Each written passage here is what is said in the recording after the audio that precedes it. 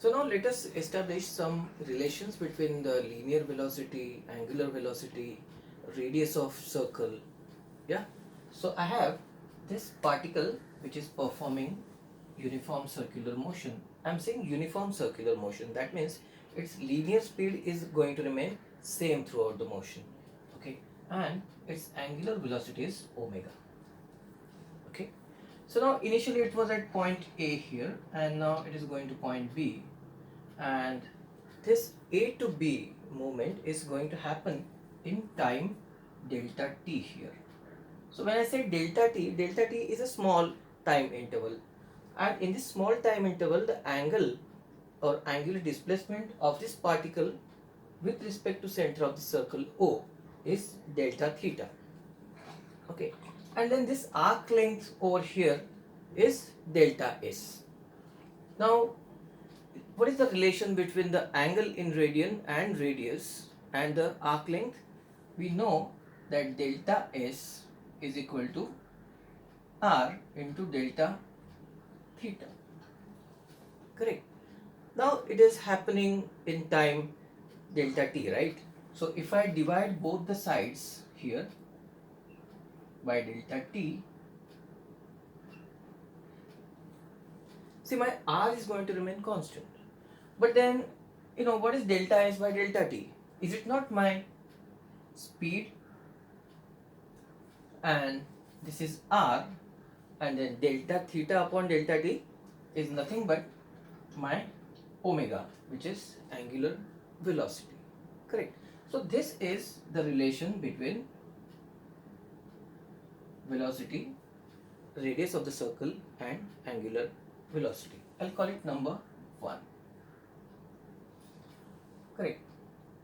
Now see, the magnitude of velocity or speed, linear speed, is going to remain constant. So at point A, I am writing the velocity vector as v1 bar, and here it is v2 bar.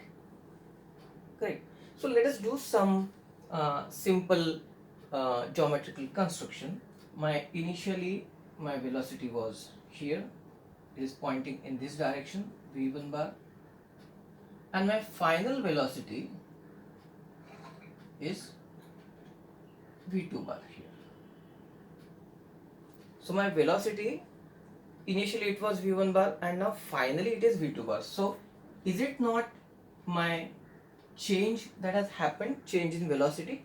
So I call this as delta v bar. Okay, so that v1 bar plus delta v bar is equal to v2 bar, right? So my change in velocity is delta v bar. Now this angle is delta theta, so obviously if you do little geometric construction, you would realize that this is delta theta again. Now magnitude of v1 bar and magnitude of v2 bar, are they remaining same? Yes, and it is nothing but v. Correct. So what I can say here is my delta v is equal to v into delta theta. Correct. It is in the same way as s is equal to r theta. Arc length is equal to radius multiplied by the angle. And here, since my this delta v bar and delta theta and delta t, these are very small, infinitesimally small values, I can treat this as arc of a circle with radius v, and that is why I can write it like this. Okay. Now suppose again I divide both the sides by delta t here. Like r was remaining constant here, my v, that is magnitude of velocity, is remaining constant here. Correct. So I am not doing anything with that v. Okay. So now delta v upon delta t, is it not my linear acceleration?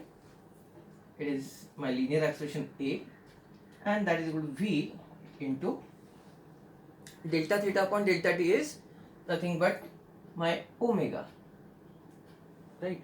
This is the expression for acceleration, and this is nothing but my centripetal acceleration, since my particle is performing uniform circular motion here. Now I'm making use of this in this, correct? So I can also write my A is equal to, now V is equal to R omega, so it would be omega square R,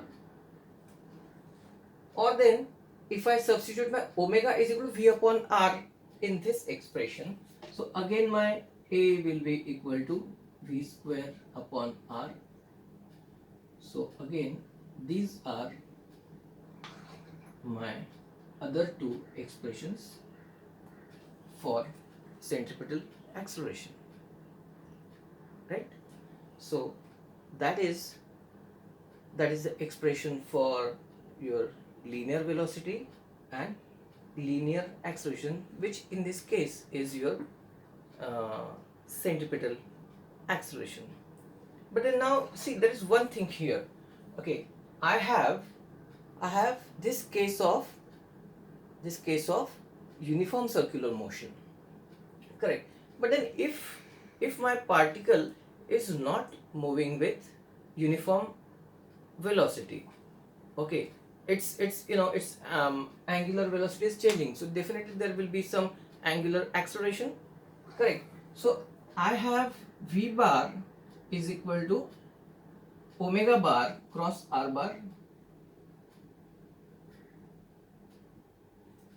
and now if I differentiate this dV bar by dt, I'm going to use product rule in derivatives, so it would be omega bar cross dr bar by dt plus d omega bar by dt cross r bar.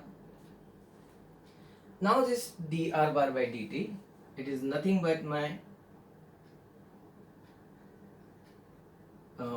it will be V bar, and this is going to be now d omega bar by dt, it is my angular acceleration cross r bar. This omega bar cross V bar, I got V into omega or omega into V, and that was my centripetal acceleration or radial acceleration, because centripetal acceleration acts along the radius and towards the center. So I would say it is AR radial plus this is now my, see, my angular velocity is changing, so there is going to be angular acceleration, okay? So and that angular acceleration is going to act along the tangent. So my net acceleration, when it is not uniform circular motion, it is going to be equal to vector sum of the radial acceleration and tangential acceleration. So this is one more expression that we got. So these are the basics of uniform circular motion. In the next video we are going to talk about applications of this circular motion, that would be like banking of roads and centrifuge and all that stuff. Thank you so much.